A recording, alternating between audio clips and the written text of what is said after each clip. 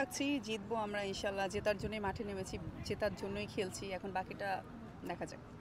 যদি ট্রফিটা জেতেন ফাইনাল, ট্রফিটা কি করবেন? ট্রফিটা কিছু করব না, অবশ্যই আমার মেন্টর তার ঘরে নিয়ে যাবে, সাজিয়ে রাখবে এবং সেটা আমরা সেলিব্রেশন করব। আপনি জেতার বাসায় নিয়ে পরে যাবেন?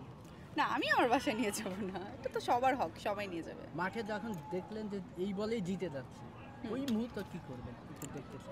ওই মুহূর্তটা আসলে ওই মোমেন্ট না আসলে বলা খুব কঠিন হয়ে যায়। তারপরে বলবো খুবই ভালো লাগবে। নাচবেন নাকি? অবশ্যই অবশ্যই, আমি তো নাচি, অলরেডি সবাই দেখছে হয়তো। আর যে মনে করেন এই মুহূর্তে জিতে গেছেন, কি নাচটা হবে একটু এটা দেখতে চাই। এখন আসবে না, এটা এভাবে আসে না। যদি হেরে যান কি করবেন? যদি হেরে যাই, যদির কথা নদীতে রাখি আপাতত, বাকিটা প্রে করি যেন জিতে যাই। আচ্ছা, কখনো কি কেউ বলেছে যে আপনি বিদেশি নায়িকাদের মতো দেখতে? হ্যাঁ বলেছে, কে কে বলেছে? অনেকেই বলেছে। আমি প্রথম ভেবেছি যে আপনি বিদেশি।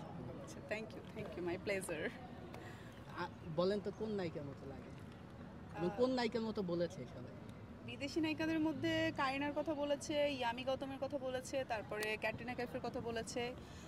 আজকে দেখলাম সাকিব আল হাসানের ওয়াইফের মতো লাগে, সেটাও বলেছে। মানে কোনোটা বাদ নেই।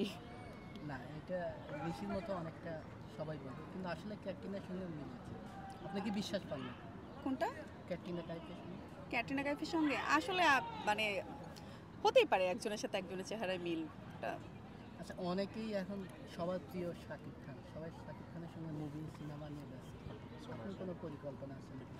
আমার আসলে মুভি নিয়ে আপাতত কোনো পরিকল্পনা নাই, তবে হ্যাঁ, ব্যাট বলে যদি মিলে যায় ক্রিকেটের মতো, লাইক যে কোনো গল্প, কোনো ডিরেক্টর এবং কোনো ক্যারেক্টার যদি আমার ওভাবে পছন্দ হয়, যেখানে আমার কাজের করণীয় আছে, বাট শোপিস হিসেবে আসলে আমি অ্যাক্টিং করতে চাই না যে একজন হিরোর মানে অপোজিটে যে নায়িকা থাকবে তার আসলে শুধু গান আর হচ্ছে গিয়ে মানে প্রেম ছাড়া কোনো কাজ নেই, সেটা না। আমি অ্যাক্টিং, আসলে এটা অ্যাক্টিংটাতে বেশি প্রেফার করবো। এই যে স্লিম থাকার উপায়টা কি, বা কী উপাদান খেলে স্লিম থাকা যায়? আমি বাই বর্ন স্লিম, কখনো মোটা ওভাবে হইনি, এই তো।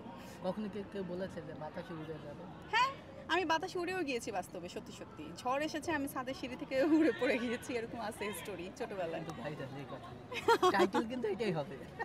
আচ্ছা, টাইটেল হলে ভালোভাবে টাইটেল দিন, কোনো সমস্যা নেই, কিন্তু খারাপ টাইটেল দিয়ে না, এটা হচ্ছে আপনার কাছে রিকোয়েস্ট। না না, আমি আপনি যা বাতাসে দেখছি উড়ে গেছেন এটাই টাইটেল হবে। সেটা ছোটবেলায়। আচ্ছা, আজান দিয়েছে, সবাই